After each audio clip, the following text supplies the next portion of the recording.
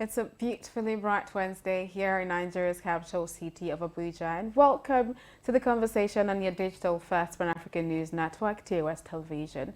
My name is Adesua Osuye. Now moving straight into the conversation for today. Yesterday, the EFCC, came under a little bit of scrutiny after picking up presidential aspirant Rochas Okorocha in his apartment.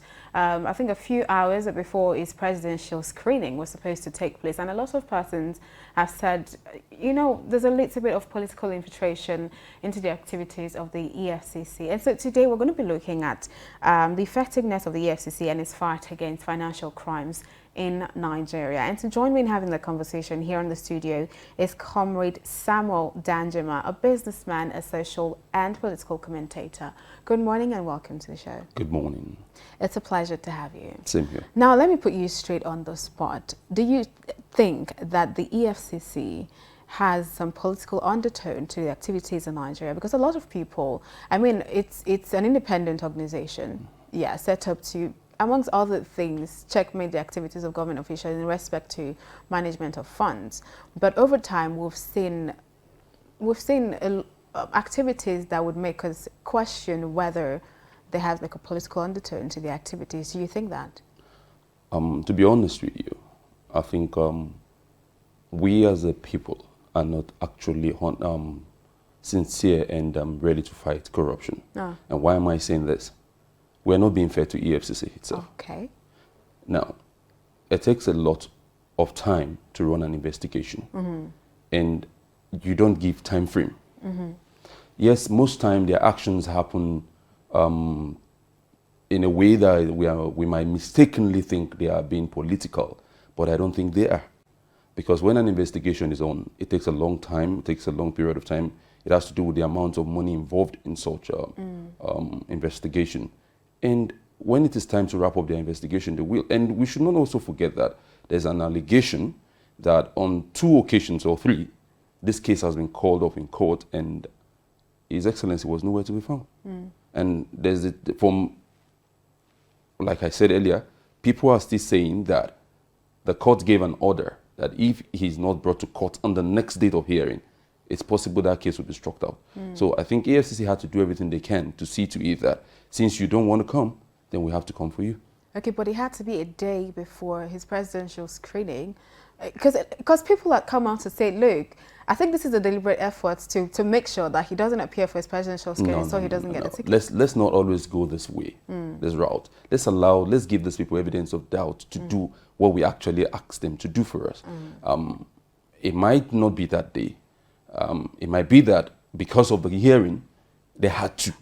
Because it's possible after the hearing, he might not be around for, what's the possibility of him also showing in court if he has not showed previously. So I think they did what they need to do when they had to do it. We might have a little issues with the timing, but we should not be carried away by that. Justice has to be served. Okay, do you think the EFCC over time have been effective in the fight against financial crimes in Nigeria, especially looking at activities of government officials? Because it's easy to commend their effort, but what we should also not forget, I think it was last week that the Accountant General of the Federation was discovered to have siphoned 80 billion naira. How did that happen under the watch of the EFCC that is supposed to have eagle eyes and then be effective in carrying out their duties? I was reading an article on Twitter, and it said it takes a longer time for FBI to come for you. That doesn't mean they are not watching. They're, but they have to be able to have concluded their investigations so that by the time they come for you, there's no way you're going to fall off the trap or the hook. Now, I think what actually is happening is, yes, there's a fraud, but it takes time to identify or to establish that this is actually a fraud. And we should give these people an evidence of doubt to do their job. That's why I said earlier that we are not being fair to them. Because EFCC goes for a PDP person, you say he's victimizing you because you're not in the same party. He goes for the same APC person, you said he's coming for them because the screening is the next day. So when do you think is the right time to do their job? We're not just being fair to them. If we allow them, they will actually do what we have put them there to do. If you remember in 2018, was it 2018 or 2017, in the 8th Assembly, former President Olusegun Obasanjo accused them of being corrupt, that Even the bill he sent to EFCC, to the National Assembly for the establishment of EFCC then in 2003, 2004, was watered down.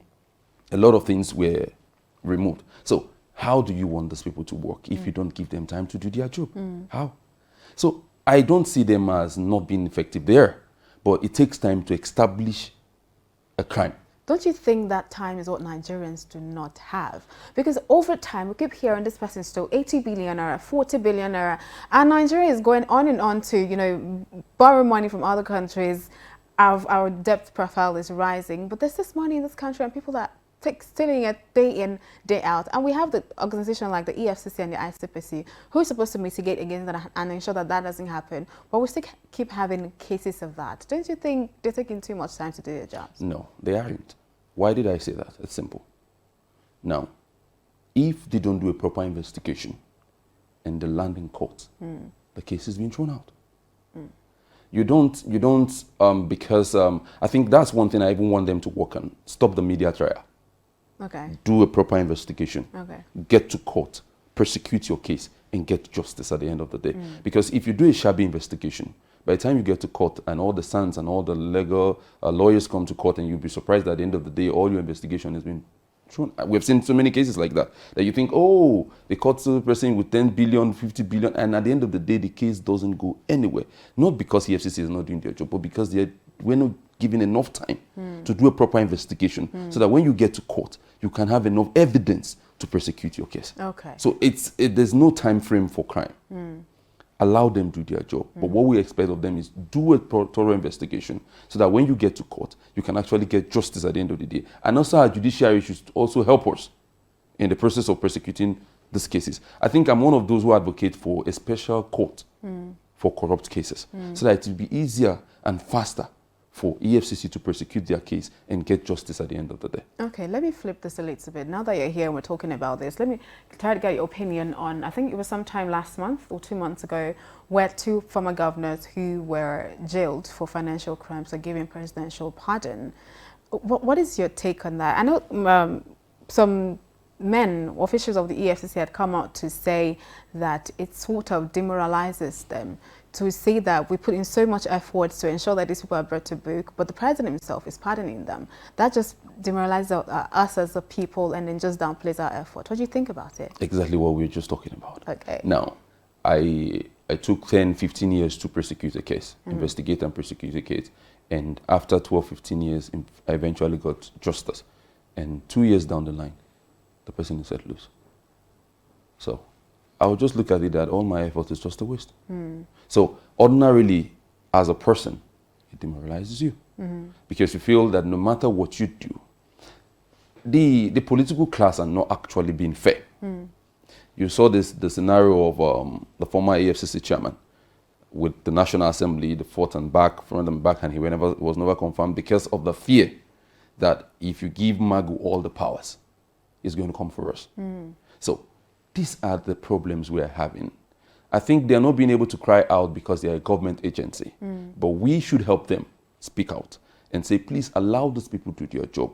When they are done, allow justice. I don't see a reason why those people should be pardoned in the first place. There was no need for it. Because if someone steals, for instance, a goat and is sentenced for 5 years in prison, he runs his terms. So why should somebody who has done this grievous harm to the society be given a pardon? So are you indirectly telling us that you're encouraging people to steal more? Because when you steal more, you have enough money to prosecute your case and eventually buy a pardon. My opinion, though. But that's what it looks like. So it actually affects them. Now, are you only talking about that? What about, okay, look at what we are doing to them now. You're saying the arrest of the former governor is politically motivated. Why? Why not allow them? Why not allow them do what they want to do? If you keep the sentiment, I think one of the problems is we always like coloring everything that happens with religious or ethnic sentiment, and that's why we're not going forward. Allow these people to do their job. Let them follow the dictates, follow the laws that sets them up, and we'll be all fine for it at the end of the day. Because ordinarily, if you ask me to go get someone, arrest someone, and I do and everything, and you give me a call later and tell me, let him go. The next time when you call me, I won't be willing to go. So, but don't you just said it, so don't you think this is maybe one reason why there's a political undertone to the activities? Because if activities of government are actually, you know, cramping on their effort, wouldn't them want to stay on the good side? So if we pick somebody up, our effort is not a waste. Now, like you said earlier, if you pick somebody up, my effort will not be a waste. Agreed. Now, are we actually giving them the independence? Are we actually allowing them carry out their activities the way they are supposed to? No. Now, it's said in the local palace, he who pays the piper Dictates the tune. takes the tune. Now, we've seen in this country where a government agency, because of doing what was right, was denied their budget for a whole year. SEC. Yeah. Under, what's her name again? I will remember her name in the course of the program. Was denied a whole year budget because she was ready to do what is right. Now, if they decide not to do what the powers that be ask them to, don't you think automatically their funds might be withdrawn? So you are basically coming back to the fact that somehow, they're not really independent in their activities. There's no agency in this country that is independent. Okay. You from the police, the army, all the agencies, you can see it. There's always a political undertone at the end of the day. Why? Because of the funding. I think what we should be advocating is for these agencies to have their own funding independently of the executive. By so doing, they will be able to actually carry out the activities we have asked them to. But until then, he who pays the viper dictates the tune. It's funny how you came back to agreeing with me that there's a political undertone to the activities of the EFCC in Nigeria. Not completely, but I'm just trying to tell you why it's the way it is. Okay. Why am I saying not completely? It's simple. They're actually doing their job. We know they are doing their job. But the society will find ourselves. It's the problem. Okay. Now, if we, the masses, give them the needed backing, not that we are even the one crying for those who have robbed us of what's supposed to get to us. Imagine what 80 billion will do. Our students are at home. What's us we're asking for? 18 billion or thereabout. And one person, in quotes, 80. There's another case of River State now, 112, 115, 117 billion issue. There's another 1.5 trillion issue that is flying about. Come on.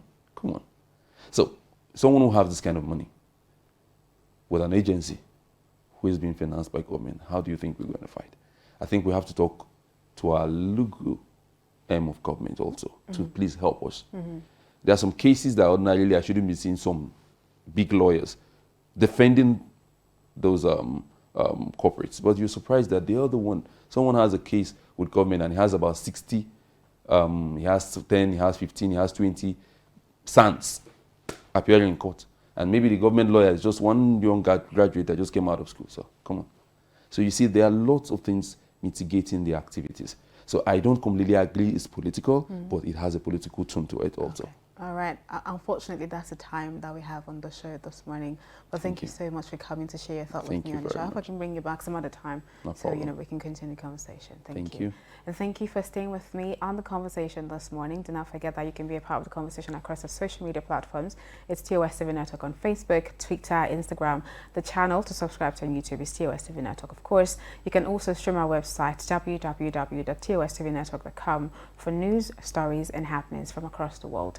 Thank you again. My name is Ade Suwasi. Please join me again tomorrow.